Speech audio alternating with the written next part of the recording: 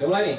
Yuk. Oke, assalamualaikum warahmatullahi wabarakatuh. Waalaikumsalam warahmatullahi Dari wabarakatuh. suaranya mah udah nggak asing kayaknya ini. Jumpa kembali nih dalam program Ngaso sore ini bersama Ustadz Bowo. Sehat Ustadz? Alhamdulillah sehat. Makasih nih udah mau nemenin saya ngaso nih. Sama-sama.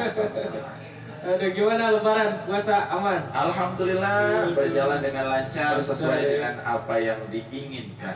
Waduh, ya. Tapi Ramadan hari ini sama lebaran beda ya suasana sama beberapa waktu lalu ya. Oh iya, Sudah mulai ramai. iya, sudah mulai kembali menjalankan kebiasaan-kebiasaan Ramadan dan Syawal seperti sebelum adanya corona, wabah corona. Iktikaf di mana orang mulai jalan lagi. Iya, sudah mulai syiar. Masih juga ramai. Iya, betul. Alhamdulillah. Jadi saya bukannya mau ngebahas sesi, mau nanya Ustadz kemarin satu Syawalnya di mana? Sabtu atau Jumat kemarin? Saya Sabtu. Alhamdulillah Sabtu. Saya Sabtu.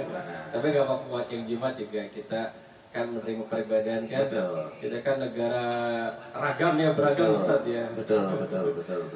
Aduh, nih kalau ngaso sore-sore begini kita ngobrol santai aja Ustadz ya.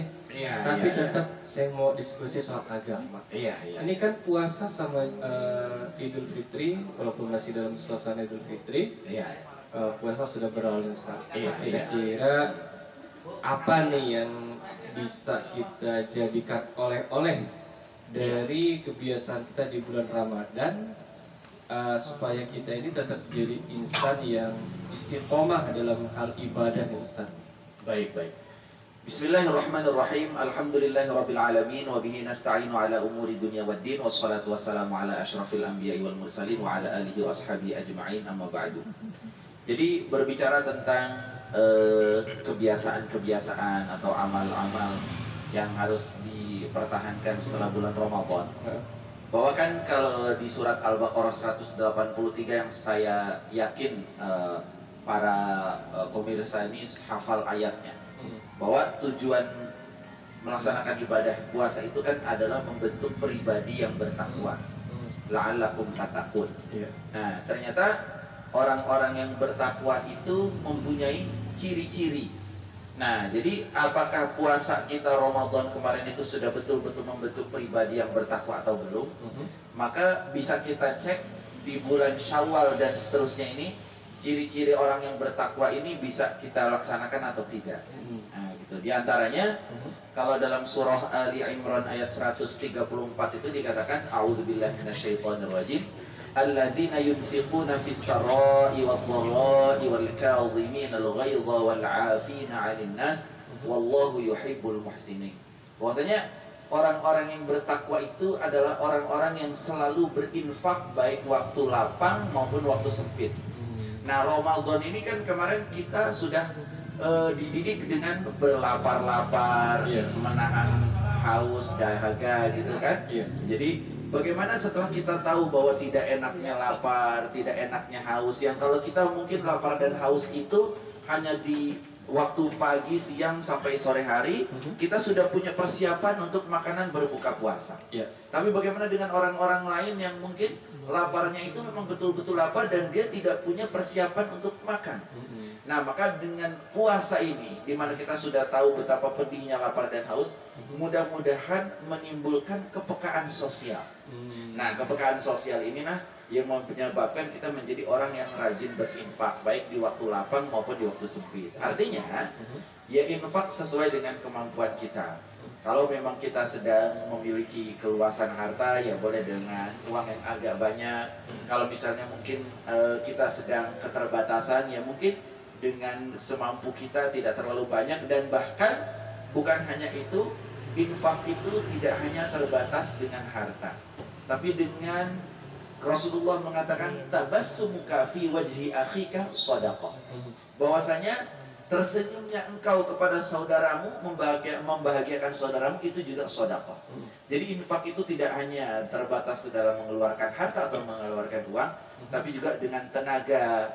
Mungkin kita tidak punya uang, tapi kita punya tenaga yang bisa kita curahkan untuk membantu orang lain, itu juga merupakan infak.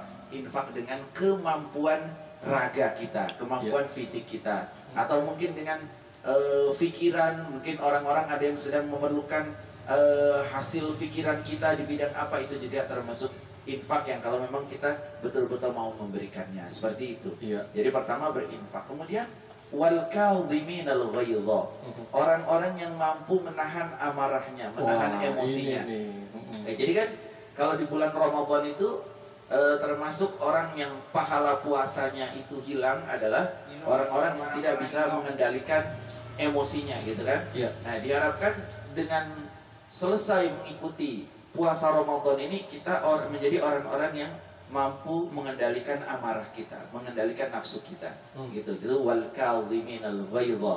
Nah, kemudian wal afina 'anil nas, dan mudah memaafkan kesalahan orang lain. Maka kenapa di bulan Syawal ini, di hari raya Idul Fitri ini, kalau di Indonesia ada tradisi maaf memaafkan. Artinya bahwa ketika puasa Ramadan itu membersihkan dosa-dosa kita kepada Allah. Ketika qiyamul lail atau tarawih itu membersihkan dosa-dosa kita di hadapan Allah. Tinggal hablum minan nas kita. Nah, hablum minan nas kita, bagaimana caranya kita membersihkan dosa-dosa kita, kesalahan-kesalahan kita kepada sesama manusia. Maka disinilah kita menjadi orang yang mudah memaafkan, Kemudian apa? Di ayat 135-nya dikatakan, walladzina idza fa'alu fahishatan aw zalamu anfusahum dzakarullaha fastaghfaru lidzunubihim. Dari sebagai manusia, tentu manusia ini kan mempunyai sifat salah dan lupa. Sehingga karena dia memiliki sifat lupa, kadang-kadang suka terjerumus ke dalam dosa-dosa, baik itu dosa besar maupun dosa kecil. Nah, sehingga kalau dia sudah sadar bahwa dia habis melakukan suatu perbuatan dosa atau kemaksiatan, di surat Ali Imran ayat 135 itu dikatakan, walladzina idza fa'alu fahishatan aw zalamu anfusahum dzakarullaha fastaghfaru lidzunubihim. Dan orang-orang yang apabila melakukan perbuatan keji atau mereka menzalimi diri mereka sendiri, mereka bersegera mengingat Allah dan memohon ampunan atas dosa-dosa mereka. Jadi orang-orang bertakwa tuh ya, memang tidak ada manusia yang tidak luput dari dosa. Pasti setiap kita tidak luput dari perbuatan dosa. Cuma kalau orang-orang bertakwa itu, begitu mereka melakukan suatu dosa baik kecil maupun besar, mereka segera ingat kepada Allah, mereka memohon ampun atas segala dosa mereka. Gitu. Nah, kemudian kalau di surat Al-Baqarah ayat 3 dan 4 itu dikatakan ciri-ciri orang bertakwa itu alladzina yu'minuna bil ghaibi wa yuqimunas sholata wa mimma razaqnahum yunfiqun.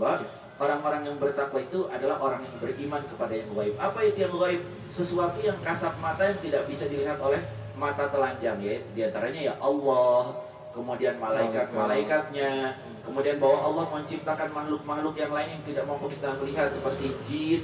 Ya, nah, itu yang gaib yang kita wajib beriman. Kenapa? Ciri-ciri orang yang beriman adalah memelihara sholat, karena dikatakan di surat Al-Baqarah ayat 3 itu wa yuqimunas sholat. Mereka selalu mendirikan sholat, gitu. Nah, terus juga menginfakkan harta mereka, dan mereka beriman terhadap apa yang diturunkan Allah kepada Nabi Muhammad maupun kepada rasul-rasul sebelumnya. Jadi walladzina yu'minuna bima unzila ilaika wa ma unzila min qablik, dan mereka itu beriman kepada apa yang telah diturunkan kepada engkau Muhammad, yaitu Al-Quran, dan juga beriman kepada apa yang diturunkan kepada nabi-nabi sebelum kamu, yaitu ada Zabur untuk Nabi Daud, Taurat untuk Nabi Musa, Injil untuk Nabi Isa, Suhuf yang diberikan kepada Nabi Ibrahim dan para nabi yang lainnya. Nah, kalau kita sudah bisa menjalankan sifat-sifat itu, menjadi pribadi yang bertakwa, maka Allah akan menjanjikan bagi orang-orang yang bertakwa itu akan mendapatkan surga yang mengalir sungai-sungai di bawahnya, dan mereka kekal berada di dalamnya, sebagaimana yang difirmankan dalam surat Ali Imran ayat 136, ulaika jazaohum maghfiratum min rabbihim wa jannatun tajri min tahtihal anhar khalidina fiha wa ni'ma ajrul 'amilin. Nah, seperti itu. Jadi kebiasaan-kebiasaan baik, ya.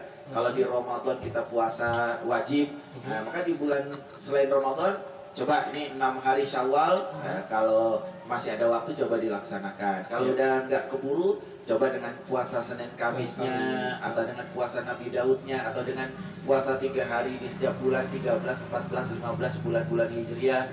Kemudian kalau di bulan Ramadan kita terbiasa tarawih, mungkin di luar bulan Ramadan coba kita membiasakan diri untuk tahajud. Kalau kita belum mampu untuk tahajud, setidak-tidaknya kebiasaan sholat witir.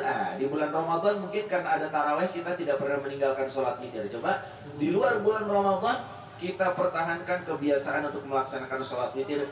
Setidak-tidaknya sebelum tidur kita laksanakan 3 rakaat. Kalau tidak mampu 3 rakaat, ya 1 rakaat pun juga tidak apa-apa. Jadi mari kita pertahankan kebiasaan-kebiasaan baik yang telah kita biasa lakukan di bulan Ramadan. Alhamdulillah. Waduh, enak nih kalau sore-sore gini kita dapat pencerahan agama nih dari Ustadz. Kalau boleh saya tarik kesimpulan nih Ustadz, bahwa Ramadan itu adalah salah satu momen di mana Allah ingin merefresh kembali ya, mengembalikan kita kepada fitrah kita sebagai manusia, cenderung untuk berbuat kebaikan. Betul. Dari berbagi infak tadi, kemudian menahan ego kita, atau menahan sifat dasar manusia memang gampang marah kan gitu ya. Nah itu semua itu adalah momen di mana manusia diingatkan kembali, Allah dididik kembali, di refresh gitu, diulang kembali oleh Allah. Nah, sehingga ketika lepas dari Ramadan, kalaupun kita tidak bisa melakukan semua tadi, paling tidak ada 1-2 kebaikan yang menjadi rutinitas kita setelah Ramadan berlalu. Betul. Dan ini juga bagian dari upaya kita sebagai manusia untuk tetap menjadi insan yang takwa tadi ya, sesuai dengan yang diterangkan Ustadz dalam Al-Imran dan juga Al-Baqarah tadi. Nah ini Ustadz, untuk menjaga semua ini Ustadz, apakah kalau setiap berbuat dosa, itu kan tadi Ustadz, setiap berbuat dosa kita memohon ampun kepada Allah. Nah ciri, oke kita nggak tahu nih kita diampuni apa enggak sama Allah nih Ustadz ya.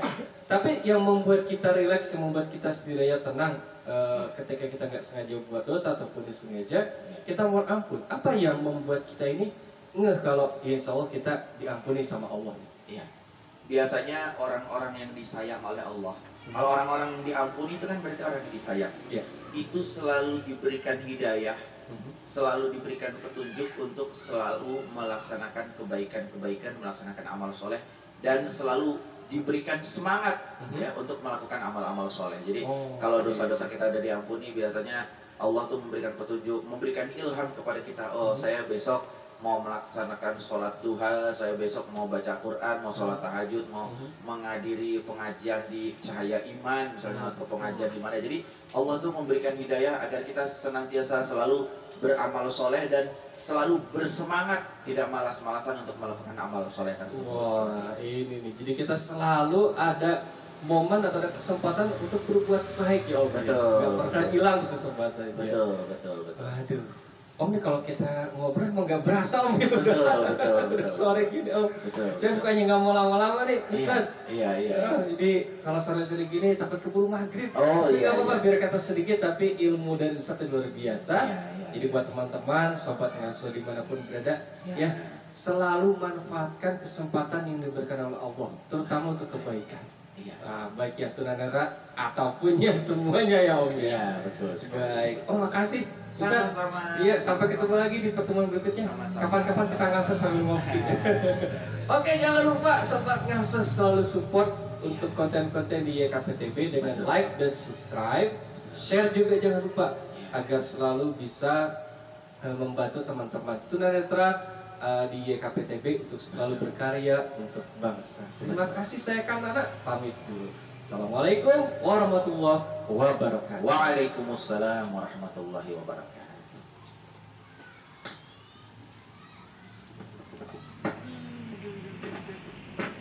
Dadah. Nggak mau di stop. Ya, dia nggak mau di stop. Lah.